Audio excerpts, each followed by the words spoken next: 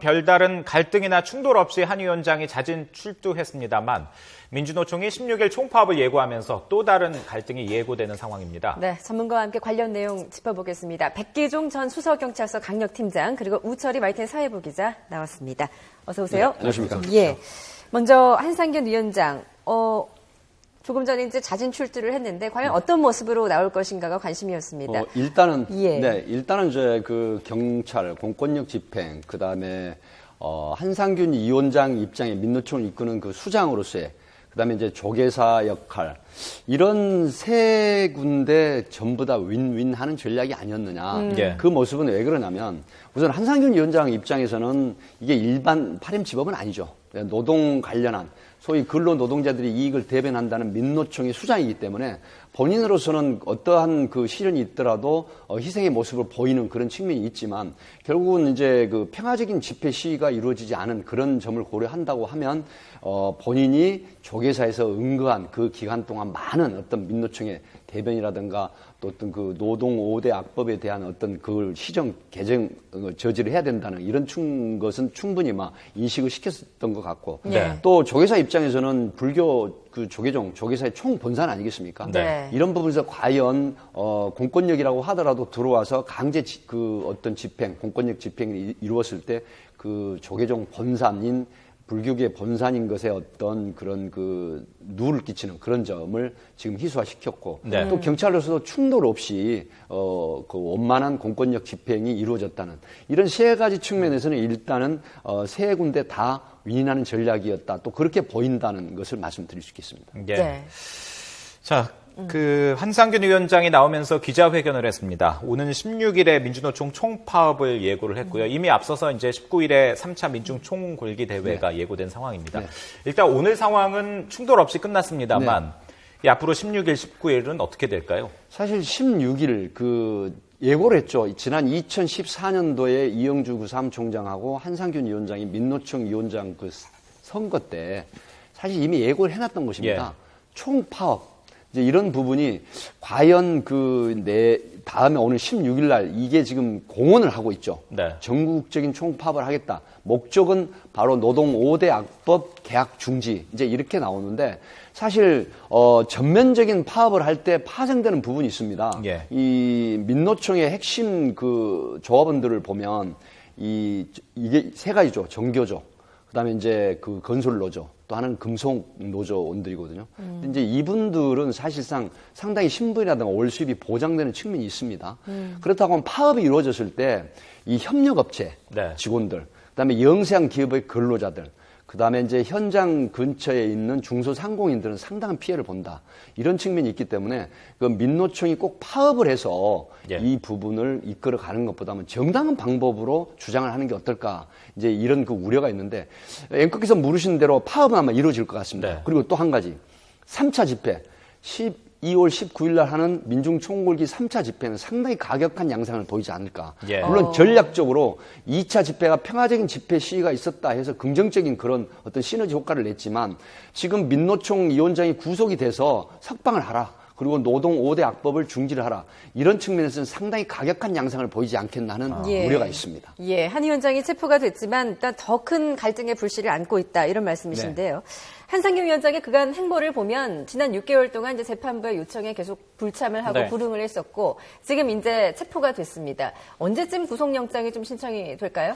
네, 일단 경찰청 고위 관계자는 내일 오후 늦게쯤이 이제 구속영장 신청 기한이 될 거라고 보고 있는데요. 현재 앞서 최민기 기자가 남대문 경찰서에서 전해드렸지만 지금 한상균 위원장은 남대문 경찰서로 압송된 후에 바로 신체 검사, 그러니까 몸 안에 흉기가 있는지 검사를 한 다음에 바로 유치장에 입감됐습니다. 그리고 지금은 변호사 접견이 이루어지고 있는데 변호사 접견이 이루어지면 바로 경찰에서는 이제 한상균 위원장 혐의에 대해 수사를 할 방침인데 경찰청 관계자는 일단 오늘은 한상균 위원장에 대해서 수사를 할 부분이 어느 정도 있기 때문에 수사를 철저하게 하고 내일 오후 늦게쯤 구속영장을 신청하겠다 이런 방침입니다. 네, 받고 있는 혐의가 많이 있습니다. 어떤 혐의인지 먼저 이 부분은 우철이 기자가 좀 정리를. 네, 받고 있는 혐의가 많아서 저도 다 기억 못 하는데요. 지금 먼저 크게 이제 집회별로 말씀을 드리는 게 더 좋을 것 같습니다. 먼저 지난 4월에 세월호 일주기 추모 집회 때 한상균 위원장이 이제 불법 시위를 주도한 혐의를 받고 있는데요. 여기서 받고 있는 혐의가 해산 명령 불응 그리고 일반 교통 방해 이 두 가지 혐의입니다. 예. 그리고 5월 달에 이제 민주노총 주관의 노동자 대회가 있었는데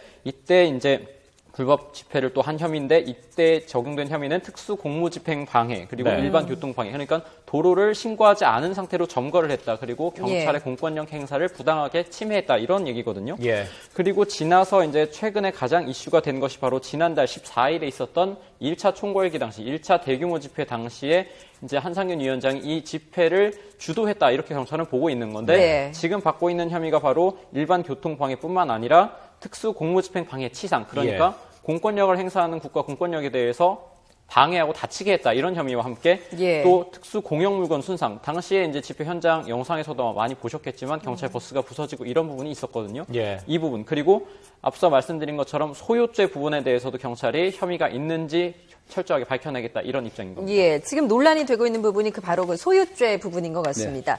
소유죄가 어떤 건지 또 다시 한번 설명해 주시죠. 소유죄 형법의 115조인데 예. 그 다중이 운집해서 폭행, 협박, 손괴죄를 저질러서 한 지방의 공공의 안녕을 해야 하는 그런 범죄입니다. 근데 이번에 경찰에서 소유죄를 적용한다는 부분은 아마 쉽지는 않을 것 같습니다. 왜 그러냐면 소유죄라는 건 물론 그 학설과 판례가 틀리긴 합니다. 근데 일반 학설은 다중이 운집해서 목적 없는, 그러니까 내란죄하고 틀리거든요. 목적 없는 폭행, 협박, 손괴죄를 저지름으로 해서 성립을 한다라고 하지만 실제 재판에서 판례는 그렇지 않습니다. 예. 정말 한 지방의 공공의 안녕을 해야 하는 그런 폭행이나 협박이나 손괴가 있었느냐 이 부분인데 11월 14일 날 일어난 광화문 광장 1차 민중총궐기 집회를 보면 일단 경찰이 청와대 행진이라든가 집회 시위에 허가난 장소 이외로 집회 시위자들이 나가는 걸 방지하기 위한 차벽이라든가 폴리사인을 설치하고 많은 경력들이 현장에 배치가 됐었기 때문에 과연 집회 시위 현장에 신고된 장소 안에서의 그런 어떤 폭행, 협박, 손괴죄가 한 지방의 공공의 안녕을 해야 할 수 있느냐. 그렇다고 하면 서울 지역에 이 사태로 인해서 서울 시민들이 어떤 폭행, 협박, 손괴죄로 인한 불안한 심리, 공공의 안녕을 했었나 이런 부분은 이제 판례로 짚어본다면 그렇게 쉽지 않습니다. 그래서 광화문 광장 일대가 봉쇄된 상태이기 때문에 이걸 소유죄로 기소를 해서 송치를 했다고 했을 때 법정에서 무죄날 가능성이 높다라고 한다고 하면 이 부분이 나중에 기소하는 경찰이나 검찰 단계에서도 굉장히 손상을 입는다. 그래서 소유죄 적용이 쉽지 않다. 그런 점을 말씀드릴 수 있겠습니다. 그렇군요. 앞서 우철희 기자가 짚어준 그 혐의는 이제 대부분 시위나 집회와 관련된 그런 혐의인데 그러면 이 혐의는 경찰이 입증하는 과정이 어떻게 될지 그리고 또 이 혐의들이 상당 부분 적용된다면 그 이후에 이제 형사처벌 이런 건 어떻게 전망할 수 있을까요? 우철희 기자가 지금 그 브리핑 해주신 건 대체로 적용이 가능합니다. 왜 그러냐면 일반 도로교통 방해라고 하는 건 집회 시위 현장에서 폴리스 라인, 소위 말하면 질서 유지선이죠. 미국 같은 경우에는 찰스 랭글 의원 같은 경우에는 이민법을 주장을 하다가 폴리스 라인을 넘어서니까 현장에서 바로 20선 이상 되는 국회의원을 하원 의원이죠. 현장에 뒤로 수갑치해서 체포를 해버립니다. 그래서 미국 같은 경우는 재밌는 게 집회 시 현장에 수천 명이 오더라도 경찰관은 불과 몇십 명이 불과합니다. 그것은 바로 폴리스 라인, 질서 유지선을 철저하게 지킨다는 것 때문이죠. 근데 이제 이번 같은 경우에는 그 집회 시 현장을 벗어난 그런 부분이 있고 특수 공무집행 방해라고 하는 건 다중이 어떤 흉기를 들고 정당한 법 집행을 방해하는 것이거든요. 그다음에 방금 특수 공무집행 그 방해 치상이 붙는 건 바로 의경들이나 경찰관들 113명에 대한 어떤 상해를 입힌 이런 부분들. 또 특수 공용물 손괴라고 하면 버스 50여 대를 철제 사다리라든가 강목이라든가 쇠파이프로 파손을 했죠. 이런 부분이 적용이 가능하기 때문에 이런 부분은 채증을 통한 또 피해자들이 많이 있지 않습니까? 그리고 이제 집회 시 현장에 뭐 작게 보거나 상응 보고가 있지만 거기에 드러난 모든 것. 그다음에 이번에 민노총 관련한 압수수색을 다 했죠. 거기서 가면 그다음에 여러 가지 도구들 이런 부분들이 증거로 채택이 돼서 기소가 되면 뭐 큰 논쟁 없이 아마 입증될 가능성은 높습니다. 그렇군요. 한상균 위원장 같은 경우는 24일 동안 은신을 해 있었는데 계속 이제 뭐 퇴거 조치에도 불응을 하면서 계속 버티고 있지 않았습니까? 이런 부분들이 혹시 가중처벌될 혹시 여지도 있을까요? 사실 그 본인의 어떤 그 불법한 입법한 행위에서 어차피 도피를 했지 않습니까? 뭐 법원으로부터 구속영장이 발부된 상태 또 체포영장이 발부돼 있었음에도 하지만 이게 지금 일반 범죄하고 약간 달리 볼 필요는 있습니다. 왜 그러냐면 소위 그 노동 근로자들의 권익을 대비하고 이익을 증진시키자는 목적이 있었단 말이죠. 네네. 그러나 그 목적이 정당하다고 하더라도 수반되는 집회 시위가 평화적인 집회 시위를 벗어난 폭행, 협박, 손괴죄가 있었다고 하면 이 부분에 대한 처벌은 불가피하지만 결국은 자기 주장을 정당화하기 위해서 조계사에 은신해서 24일간 있었다는 부분 가지고 가중처벌되거나 하지는 않습니다. 알겠습니다. 자, 이번에는 우철이 기자한테 좀 물어봐야겠는데 어제 하루 종일 이제 그 조계사를 취재했다고 들었는데 한상균 위원장이 오늘 기자회견에서 그 자승 스님과 면담한 내용을 이야기를 한 부분이 있습니다. 그 종단이 그동안 전체 노동자의 문제에 함께하지 못했던 부분에 대해서 아쉬움을 표했고 또 앞으로 정부가 민중의 목소리를 들었으면 좋겠다. 이게 지금 한상균 위원장이 그 자승 스님이 했다고 하는 이야기거든요. 이 부분에 대한 조계사의 입장이 혹시 나왔습니까? 네, 지금 아직까지 한상균 위원장의 자진 퇴거에 대해서 조계사의 공식 입장이 나오진 않았습니다. 때문에 한상균 위원장이 기자회견 당시에 자승 스님의 말을 전한 것을 통해서 조계사의 입장이 어떤 것인지 이제 유추해 볼 수 있는 건데요. 네. 앞서 앵커께서 말씀하신 것처럼 이제 종단이 그동안 함께하지 못해서 아쉽다. 그리고 정부와 이제 여당에서 민중의 목소리를 좀 들어줬으면 좋겠다라는 건데 이제 조계종이 그동안 이제 이 문제를 해결하기 위해서 상당히 이제 중재자로서의 역할을 계속해서 맡아왔는데 이제 한상균 위원장이 자진 퇴거를 결정한 만큼 이것에 상응하는 정부와 여당에서도 민주노총의 목소리를 들을 필요가 있지 않나 이것을 간접적으로 전달했다 이렇게 볼 수 있겠습니다.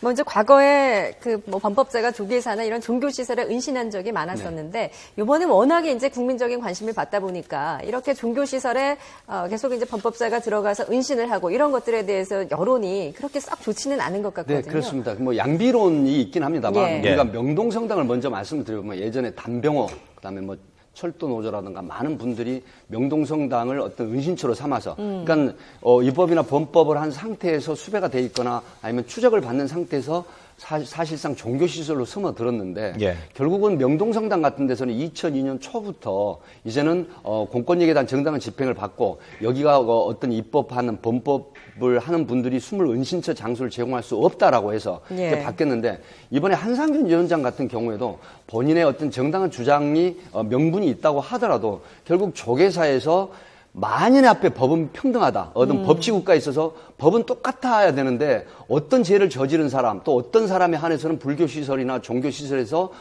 은신을 시켜주고 어떤 사람은 보호를 해주고 어떤 사람은 보호를 하지 않는다. 이런 부분이 있는데 정당한 공권력 집행에 있어서 국가기관의 어떤 공권력 집행에 있어서는 종교시설이라고 하더라도 정말로 어떤 위인한 전략으로 설득을 해서 내보내는 게 어떤 그 바람직한 일이 아니었느냐 이런 시각도 있지만 또 한편으로는 모든 죄가 다 똑같은 죄는 아니다. 노동자의 권익이나 증진을 위한 그런 사람으로서 그렇게 도피해서 자기 주장을 펼치는 것도 바람직한 일이 아니냐 하는 양비론적인 시각이 있습니다. 하지만 제 개인적으로는 공권력 집행은 국가시설, 종교시설하고 하더라도 협조를 하는 게 바람직한 게 아닌가. 이제는 군사 정부, 군사 독재 정권 시절하고 지금 많이 상황이 틀려졌죠. 그런 부분에서는 이제는 인식이 좀 바뀌어야 되지 않을까 하는 부분을 조심스럽게 피력을 해봅니다. 이 부분에 대해서는 뭐 다른 생각을 가지시는 분들도 많이 있으니까요. 백기종 팀장님의 의견으로 받아들이도록 하겠습니다. 그 앞서 저희들이 19일에 예정된 이 민중총궐기 3차 대회 이야기를 했는데 상당히 격렬해질 것이다 이렇게 전망을 하셨거든요. 근데 2차 때 많은 각계에서 노력을 해서 평화적으로 맞추지 않았습니까? 3차 때도 좀 그렇게 유도할 수 있는 그런 분위기도 좀 만들어 보면 좋지 않을까요? 이것은 제가 볼 때는 민노총을 포함한 많은 어떤 그 재하 단체들이나 시위에 참가하는 단체들의 의지라고 생각을 합니다. 1차 폭력 집회 시위 때 국민들로부터 엄청난 말없는 다수의 국민들이 굉장히 비판을 했습니다. 그렇다고 하면 2차 민중총궐기 집회 때는 어떻게 했습니까? 정말로 평화적인 집회 시위가 이루어졌기 때문에 이 바로 집회 시위가 앞으로 어떤 그 바람직한 모습으로 보여야 되겠다. 이렇게 이루어져야 되겠다 했죠. 그렇기 때문에 민노총을 포함한 앞으로 그 많은 단체들이 다음 3차 집회 때 평화적인 집회 시위를 하면서 정당한 주장을 한다고 하면 그런 부분들이 이제 정부나 국가나 또 어떤 공권력 집행 기관에서도 바람직한 것으로 받아들여져서 국회에서도 노동 5대 악법이라고 제하는 그 부분을 다시 심사할 수도 있지 않을까. 예. 그래서 예. 서로 인인하는 전략, 평화적인 집회 시위를 하는 그런 식으로 나가야 되지 않을까 싶습니다. 예.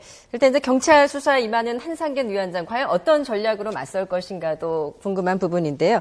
오늘 이제 기자회견에서 자신은 해고 노동자일 뿐이다 라면서 강한 어조로 말을 했습니다. 한상균 위원장 어떤 길을 걸어온 사람이죠? 네, 한상균 위원장은 가장 대표적으로 지난 2009년 당시에 쌍용자동차 대량 해고 사태가 있지 않았습니까? 당시에 이제 노조를 이끌던 노조위원장입니다. 그때 이제 노동계에 부각이 된 인물인데요. 네. 그때 당시에 이제 77일 동안 이제 대량 해고 사태에 대해서 반발하면서 공장을 점거한 혐의로 대법원에서 3년의 형이 확정이 됐습니다. 그래서 예. 3년 출소한 이후에도 이제 쌍용자동차 대량 해고 사태를 풀기 위해서 계속해서 노력을 해왔는데 그때 그 이후에 이제 30m 송전탑에 올라가서 이제 6개월 넘게 고공 시위를 벌였던 거거든요. 이제 예. 그 이후에 이제 중앙 무대로 진출을 해서 이제 지난해 민주노총 위원장 선거가 있었는데 그 당시에 이제 후보로 출마를 했는데 당시에 이제 지도부 후보로 나서면서 기치가 총파업 지도부였습니다. 당시에 네. 선거 운동을 할 때부터 정부의 이제 노동법 개정 문제나 이런 것에 대해서